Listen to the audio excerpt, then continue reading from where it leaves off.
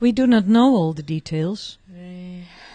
He was a doctor and always went to the Arab villages as a doctor with his car. And they found him burned in his car and could only identify him from his documents. We do not know exactly what happened. For me it is a big loss, like a hole in my heart.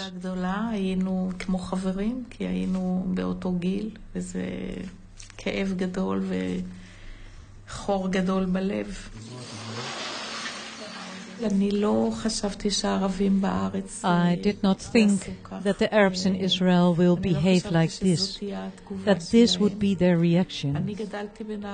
I grew up in Nahariya with Arabs from all the villages around, and we lived with them in peace.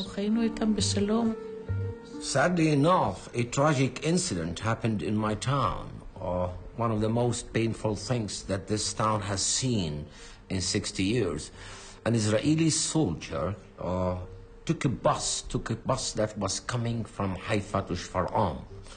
And this man, arriving the town, began shooting the passengers, the innocent passengers in the bus, without any reason, It was a great shock for all of us when he shot first the bus driver, who is one of my best friends, who is a relative of mine, who passes by my home 2-3 times daily. And every time he stops and say hello. And just to see him dead, lying on the steering, was a terrible moment. He killed another young person. And he killed another 2 young sister girls, university students who were coming back from the university. And continued shooting, wounding all the rest of the bus. It's an ongoing cycle of violence. And people are reacting out of violence, out of hatred, out of revenge, and out of all these things. It's a terrible cycle. And we are suffering. It's painful. It's very painful. Thank God now it is quiet for a little while. But quiet comes here between breaks. And 2 years ago, we heard the sirens here very well. I stayed in the bomb shelter most of the time. It was very scary. As a mother, I wanted to be sure that all my children were coming home safe. You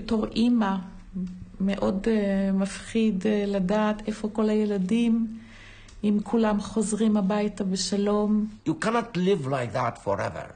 You cannot live in this tragedies, which is a part of the biggest tragedy. The biggest tragedy is the Israeli-Arab conflict, which has been going on for 60 years, with a lot of bloodshed, with a lot of people on both sides are killed, innocent people.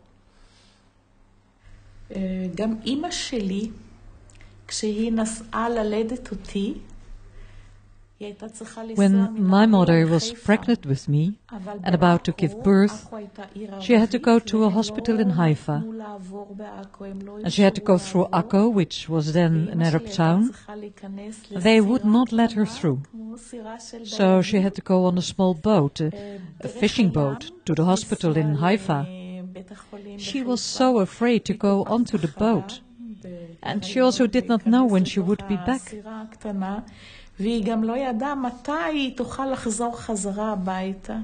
And this is a story that repeats itself. When I came home with my firstborn, I could not be happy at all. I only thought of a place I could hide her in case of need.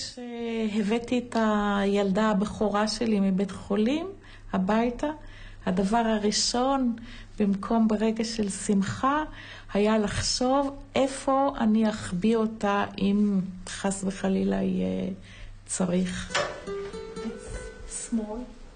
Sahava allows Simon to see the chamber where they hide during bomb alerts. You see, I'm walking here, but this is the room where we sat here. It was full with bottle with water. And, very small. Yeah, and toilet papers. you know. So For any case, yeah, now we can laugh, but it was really terrible to sit here. Yeah, it was terrible to sit here. It was. You heard the noise of the rockets? Yeah, it was terrible. I was so scared, I was afraid. And I had here the phone, so I can call my children, where are you and where are you and what is the situation there and what is the situation there. Yeah, to be in control all the time, yeah, but... And are you afraid that it can happen again? Nasrallah has already collected more. He is alive, he is alive, and he has his ideas. And yeah, It's a kind of constant threat. The danger is how will the Arabs here react.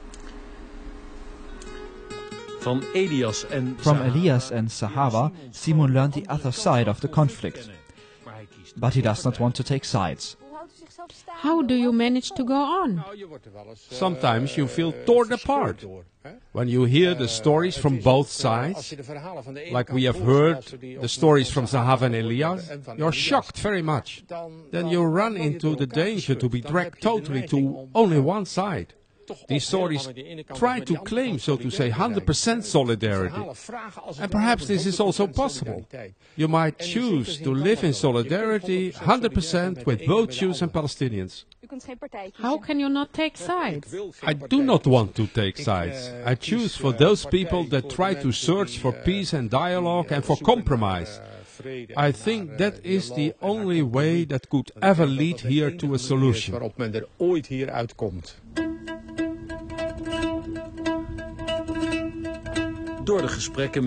By the conversations with Sahaba and Elias, Simon keeps courage. He succeeded in bringing some Jews and Palestinians together in Nes Ammim.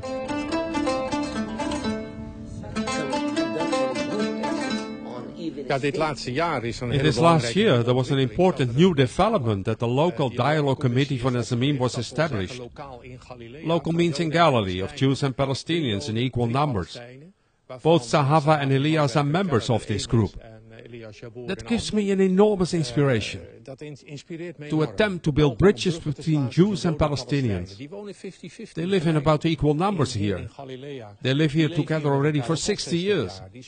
They have to accept that living together is the only option. Here in Nes Ammim, they can meet each other. That is, I think, the future for Nes Ammim. More ideas. I am waiting for one day all the religious people from all over the world can come and pray in Shfar'an at the same place. What Sahava and Elias both have experienced is very shocking. So much injustice, so much sadness, so much suffering. That they, despite all of this, are yet ready to meet each other, to be facilitators of discussion groups here in the dialogue. I think that is unbelievable. That is moving for me. That these people are ready to engage in dialogue and are members of our local dialogue committee. Those are the people who give me inspiration. If you really try to understand the situation here, if you see what is happening, you will become outspoken pessimistic.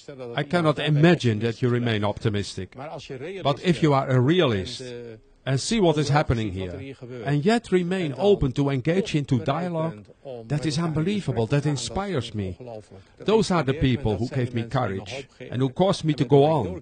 Otherwise, I would just stop and leave. I want to add an important wisdom that I learned from my ancient ancestors. In Sulha, the Palestinian traditional peacemaking, when the killer shakes hand with the father of the victim because they killed his young son, I asked my father, how come that this man whose son was killed, and here he shakes the hands of the killer? And the wise answer, my father, this old wise man lost one son. In this fight, he doesn't want to lose the second son. This is why we need to make peace. We lost enough. We don't need to lose more.